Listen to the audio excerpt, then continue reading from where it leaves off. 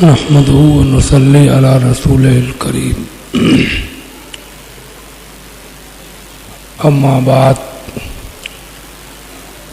أعوذ بالله من الشيطان الرجيم بسم الله الرحمن الرحيم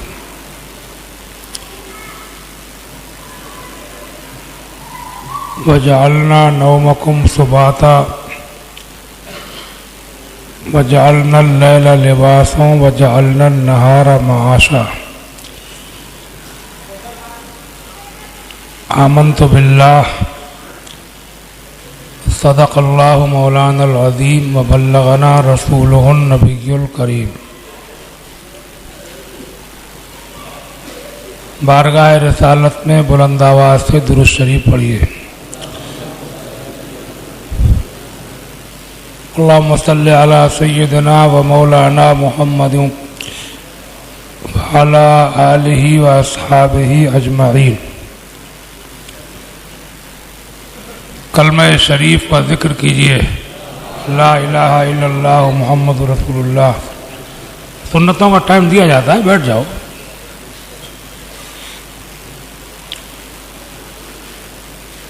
اور پڑھیے بلند آواز سے لا الہ الا اللہ محمد رسول اللہ صلی اللہ تعالی علیہ وسلم. آج میں نے قرآن عظیم کی جو آیات کریمہ تلاوت کی، اللہ تعالیٰ ان میں اپنی قدرت، اپنی حکمت، اپنی کاریگری کا ذکر کرتے ہوئے فرماتا ہے وَجَعَلْنَا نَوْمَكُمْ سُبَاتًا. اے لوگو، ہم نے تمہارے لیے تمہاری نیند کو آرام دینے والا بنایا. کائے کو؟ نیند کو. وَجَعَلْنَا اللَّيْلَ لِبَاسًا. اور رات کو ہم نے تمہارے لیے پردہ پوش بنایا، چھپانے والی. وَجَعَلْنَا النَّهَارَ مَعَاشًا. اور دن کو ہم نے تمہارے لیے تمہارے کام دھندوں کے لیے بنایا.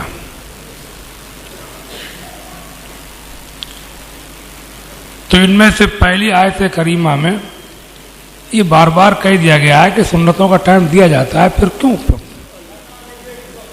کتنی بار کہہ دیا گیا تھا.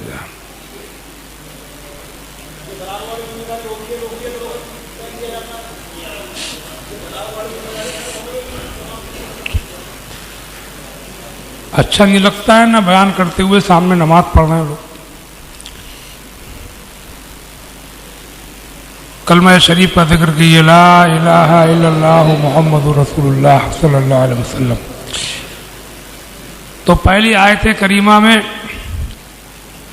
اللہ تعالیٰ نے نیند کے لیے فرمایا وَجَعَلْنَا نَوْمَكُمْ سُبَاتًا.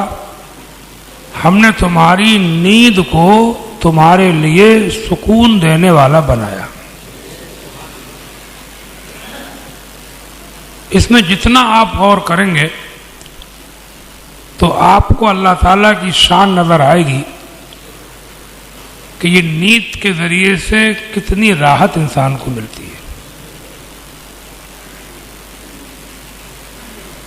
میں نے دیکھا ہے کیسا ہی تھکا ہارا، پریشان، دکھی، غمگین، رنجیدہ، کلیش والا، ڈپریشن والا، ٹینشن والا، ذہنی تناؤ والا، جب اسے صحیح ہو کر کے نیند آ جاتی ہے تو اس کی ساری تھکن دماغ کی اور جسم کی دوائیوں سے وہ بات پیدا نہیں ہوتی جو اللہ تعالیٰ تھوڑی دیر کی نیند کے ذریعے سکون عطا فرما دیتا ہے. آپ اکیلے میں بیٹھ کے غور کرنا اس نیند کے اوپر کہ کتنی بڑی اللہ کی نعمت ہے. جن لوگوں کو یہ نہیں آتی ہے، پریشانی ہو جاتی ہے، تو وہ کتنے دکھی رہتے. ہم لوگ سوتے ہیں اور سونے کے بعد میں اٹھتے ہیں تو ہمیں چاہیے کہ ہم سب سے پہلے اللہ کا شکر کریں، اور اس کے شکر کرنے کا طریقہ یہی ہے کہ صبح کو اٹھ کر کے سب سے پہلے فجر کی نماز پڑھیں۔ نماز اللہ نے اسی لیے رکھی کہ بندہ شکر کرے، میرا ذکر کرے، میری حمد کرے، میرے لیے جھکے، میرے لیے رکوع کرے، میرے لیے سجدہ کرے، میرا ذکر کرے۔ نماز بہترین شکر الہی ہے۔ تو میں آپ کو ایک دھیان دلا رہا ہوں، جانتے تو سب ہیں، ایک ہوتا ہے جاننا اللہ کو، ایک ہوتا ہے ماننا، ایک ہوتا ہے اللہ کو یاد رکھنا۔ یہ تین چیزیں ہیں۔ پہلی چیز کیا ہے؟ اللہ کو جاننا۔ دوسری چیز کیا ہے؟ اللہ کو ماننا۔ تیسری چیز کیا ہے؟ اللہ کو یاد رکھنا۔ جانتے تو سبھی ہیں، جانتے تو غیر مسلم بھی ہیں کہ اللہ ہے، دنیا خود بخود نہیں بن گئی ہے بلکہ اس کو کوئی بنانے والا، پیدا کرنے والا ہے۔ ان میں سے بہت سے مانتے بھی ہیں کسی نہ کسی شکل میں اللہ ہے، جیسے بھی ان کا طریقہ ہے ماننے کا اپنا الگ، وہ مانتے بھی ہیں۔ اور مسلمانوں میں بھی مسلمان تو اللہ کو جانتے بھی ہیں، مانتے بھی ہیں، لیکن ماننے والے جو ہیں وہ سبھی مانتے ہیں مسلمان، جواری، شرابی، چور، ڈکیت، لٹیرے، بدماش، ظالم، گنڈے، سود خورے، رشوت خورے، حرام کار، کسی سے بھی کہو گے تو وہ مسلمان یہ کہے گا کہ ہاں اللہ ہے، میں اس کو مانتا ہوں۔ لیکن اصل چیز جو ہے وہ یہ ہے کہ صرف جاننا اور ماننا کافی نہیں ہے، بلکہ جہاں سے انسان کو قرب الہی ملتا ہے، اللہ تعالیٰ کی نزدیکی حاصل ہوتی ہے، اس کی رضا حاصل ہوتی ہے، اللہ بندے سے راضی ہوتا ہے، وہ چیزیں جو حاصل ہوتی ہیں وہ صرف جاننے اور ماننے سے نہیں ہوتی ہیں، بلکہ وہ ہر وقت اللہ کو یاد رکھنے سے ہوتی ہیں۔ ہر وقت اس کا دھیان ہمیں آ جائے، ہم کھاتے ہوں تو ہمیں دھیان آ جائے کہ اللہ ہمیں کھلا رہا ہے، ہم پیتے ہوں تو ہمیں دھیان آ جائے کہ اللہ نے یہ پانی ہمیں پلایا ہے۔ بارشوں کو، آندھیوں کو، طوفانوں کو، پرندوں کو، چرند کو، کیڑے مکوڑوں کو، موسم کو، جاڑے کو، گرمی کو، برسات کو، سمجھا آپ، زمین آسمان کو، ٹھنڈک کو، گرمی کو، ہر چیز کو دیکھ کر کے ہمیں دھیان آ جائے کہ اللہ ہے، اللہ ہے، اللہ ہے۔ صبح ہو تو، شام ہو تو، کھائیں تو، پئیں تو، سوئیں تو، جب سونے کو چلیں تو اللہ کا نام لے کے سوئیں، اور جب سو کر کے اٹھیں تو اللہ کا نام لے کے اٹھیں۔ عشاء کی نماز اللہ نے اس لیے رکھی کہ بندہ جب رات کو سوئے تو میرا نام لے کے سوئے۔ فجر کی نماز اللہ نے اس لیے رکھی کہ بندہ جب اٹھے تو میرا شکر کرتا ہوا اٹھے۔ یہاں ایک بات کی طرف اور میں آپ کو دھیان دلاتا چلوں، پہلے بھی میں نے کبھی شاید اس کا ذکر کیا ہوگا اور لوگ اس سے غافل ہیں کہ اپنے اسلام میں، اپنے دین میں رات کو جلدی سونا اور صبح کو جلدی اٹھنا یہ زیادہ پسندیدہ ہے۔ جلدی سونا، جلدی اٹھنا، قرآن میں اس نے کلیئر کر دیا کہ میں نے رات جو ہے وہ آرام کے لیے، سونے کے لیے بنائی ہے، آڑ بنایا، پردہ پوش کیا، سمجھا آپ، دن کو کام دھندوں کے لیے بنایا۔ تو یہ فطرت ہے، یہ نیچر ہے انسان کا، اور انسان جب اپنی فطرت سے، نیچر سے کھلواڑ کرے گا، اس کے خلاف چلے گا تو گھاٹے میں رہے گا، سمجھا آپ۔ اللہ نے رات سونے کو بنائی ہے، دن کام کو بنایا۔ حدیث شریف میں ہے، رسول خدا صلی اللہ علیہ وسلم کے بارے میں صحابہ فرماتے ہیں، کان یکرہ النوم قبل العشاء والکلام بعدہا۔ اللہ کے رسول سید عالم صلی اللہ علیہ وسلم کو عشاء کی نماز بغیر پڑھے سونا پسند نہیں تھا. کتنی بھی نیند آتی ہو، کتنے جگے ہوئے ہوں، لیکن عشاء کی نماز پڑھے بغیر نہیں سوتے تھے. جیسے کبھی ایسا آدمی کرتا ہے کہ لاؤ تھوڑی دیر سو لوں، عشاء کی نماز کا ٹائم تو رات بھر رہتا ہی ہے، پھر پڑھ لوں گا. کبھی کسی خاص مجبوری میں ایسا ہو تو کوئی حرج تو نہیں ہے، سمجھے آپ. جب کہ عشاء کا ٹائم رہے پڑھ لے، کبھی کبھار عادت نہ ڈالے، کبھی کبھار کسی مجبوری میں کوئی حرج تو نہیں ہے. لیکن بہتر یہ ہے، حضور کا طریقہ یہ ہے، حضور کو پسند یہ تھا کہ آپ عشاء کی نماز بغیر پڑھے نہیں سوتے تھے جب تک کہ عشاء کی نماز پڑھنے آپ بستر پر نہیں تشریف لاتے تھے. والکلام بعدہ، اور عشاء کی نماز کے بعد میں آپ کو بات چیت کرنا پسند نہیں تھا.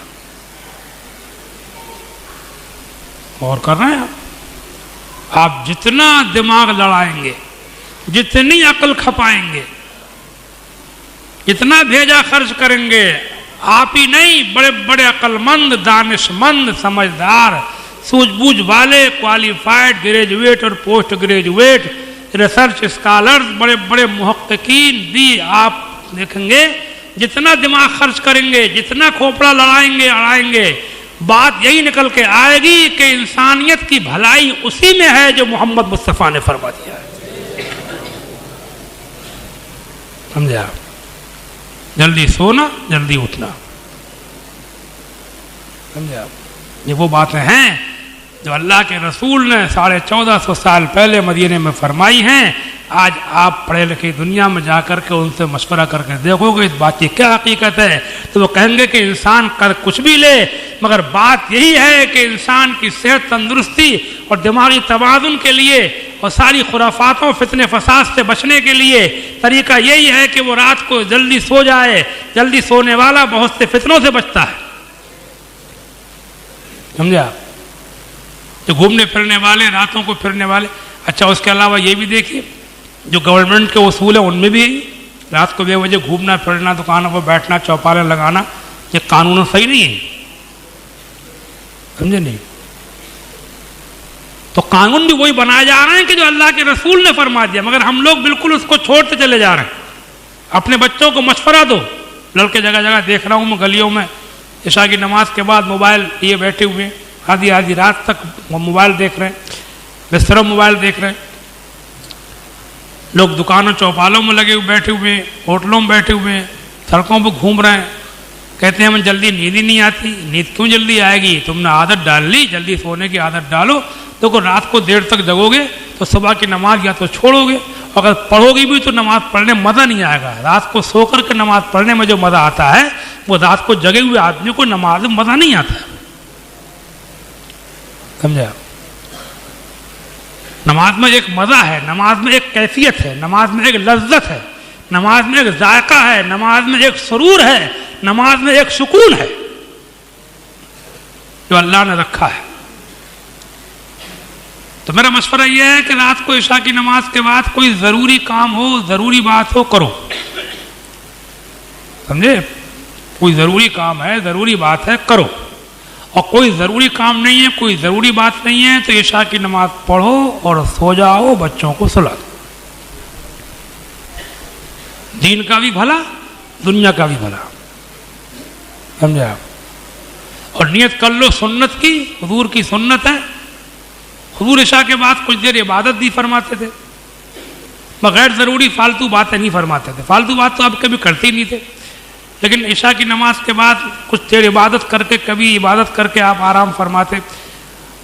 تو بات یہی ہے کہ اس وقت جو میں دیکھ رہا ہوں کہ دنیا کے اندر ہر اعتبار سے، ہر اینگل سے، جدھر سے بھی سوچو، ہم یہ دیکھ رہے ہیں کہ دنیا جو ہے وہ ادھر کو جا رہی ہے کہ جدھر جناب والا اسلام نے اور ہمارے پیغمبر نے منع کیا ہے. پتہ نہیں کیا ہوا ہے آج. جس بات کو دیکھو، جس چیز پہ غور کرو. شادی بیاہوں کو ہلکا کرنے کا حکم دیا کہ ہلکی شادی بیاہ ہوگی تو اس میں برکت زیادہ ہوگی. اس کا الٹے چل رہا ہے. سمجھے آپ؟ الٹے ہی چلے. چلتے چلتے وہ ماحول کر ڈالا کہ آج شادیاں کیا ہو گئی، لڑکی پیدا ہو رہی ہے 20 سال کے بعد شادی ہوگی، ابھی تو اسے فکر پیدا ہو گئی. سمجھے نہیں؟ جس معاملے میں غور کرو، جو اللہ کے رسول نے فرمایا، سمجھے، وہ اس کا بالکل ایسا لگتا ہے کہ بالکل الٹا سا کر رہے ہیں. آپ غور کریں گے تو آپ دیکھیں گے ایک ہی بات نہیں، کھانے پینے، پہننے اوڑھنے، رہنے سہنے، گھر مکان بنانے، ہر معاملے میں جو تعلیمات دی تھیں ان کو صرف چھوڑا نہیں بلکہ ان کا الٹا کیا. مطلب اگر پچھم کو چلایا تھا تو پورب کو چلے، اتر چلایا تھا دکھن کو چلے، مطلب بالکل الٹا کرا، بالکل الٹا کرا، ایک دم اپوزٹ ہوتے چلے گئے. آپ غور کرنا، ایسا لگ رہا ہے کہ شیطان کامیاب ہو رہا ہے اور ہم لوگ اس کے کہنے میں آ گئے ہیں. انہی باتوں میں سے ایک بات یہ بھی ہے کہ اسلامی مزاج یہی ہے کہ رات کو عشاء کی نماز پڑھ کے کوئی ضروری کام ہو، ضروری بات ہو تو کرو، ورنہ جتنی جلدی سو جاؤ گے نماز کے بعد اتنا ہی فائدے میں رہو گے. سمجھے؟ اللہ تعالیٰ توفیق عطا فرمائے. تو فرماتا ہے وَجَعَلْنَا نَوْمَكُمْ سُبَاتًا، ہم نے تمہاری نیند کو آرام دینے والا بنایا. وَجَعَلْنَا اللَّيْلَ لِبَاسًا، اور رات کو ہم نے تمہارے لیے پردہ پوش بنایا. وَجَعَلْنَا النَّهَارَ مَعَاشًا، اور دن کو ہم نے تمہارے لیے کام دھندوں کے لیے بنایا. سمجھے آپ؟ اللہ تعالیٰ انہی باتوں پر مجھے آپ سب کو چلنے کی توفیق عطا فرمائے. سمجھے؟ اچھا، میں تقریریں کرتا ہوں، باتیں کرتا ہوں، لوگ کہتے ہیں بہت اچھی باتیں بتاتے ہیں. تعریفیں کرنے والے تو بہت ہیں، تعریفیں سنتے سنتے تو پیٹ بھر گیا. بس ضرورت ان لوگوں کی ہے کہ وہ سن کر کے جائیں اور اس پہ عمل کرنے کی کوشش کریں. سمجھے؟ آج میں دیکھ رہا ہوں کہ ہمارے یہاں صبح سے کئی لاؤڈ اسپیکر چل رہا ہے، نعتیں ہو رہی ہیں، نظمیں ہو رہی ہیں، گھنٹوں چلا نہیں، پتہ نہیں کسی مسجد میں ہے، گھر پر لگائے ہوئے کوئی لاؤڈ اسپیکر پر نعتیں ہیں. بے وقت لوگ اپنے کام میں ہیں، دھندوں میں بات چیت کر رہے ہیں، کاروبار میں ہیں، لیٹرین میں ہے، استنجا خانے میں ہے. سمجھے آپ؟ ہر آدمی کام میں، زبردستی اس کو آپ سنا رہے ہیں. تو میں ایک مشورہ دینا چاہتا ہوں کہ یہ دیکھو، یہ آپ حضور سے محبت نہیں کر رہے ہیں، یہ نعت شریف آپ نہیں پڑھ رہے ہیں، بلکہ یہ ہر وقت لاؤڈ اسپیکروں پہ نعت خوانی اور تقریروں کی آوازیں بے وقت لوگوں کے کانوں تک پہنچانا، یہ آپ اس کلام خیر کی اہمیت کو کم کر رہے ہیں. بولو، یہ آدمی اپنا کام چھوڑے گا اس کو سننے کے لیے، دکاندار دکان بند کرے گا اس کو سننے کے لیے. حالات میں لکھا ہے کہ جس وقت لوگ اپنے کام دھندوں مشغول ہوں، بازاروں وغیرہ میں قرآن پڑھنا، کلام خیر پڑھنا منع لکھا ہے، حالات میں لکھا ہے جو ان کو آزمائش میں ڈالنا ہے. اب ان کو کلام سے محبت تو ہے، بازار میں جا کے آپ قرآن شریف پڑھنا شروع کر دیں زور زور سے تو یہ منع ہے.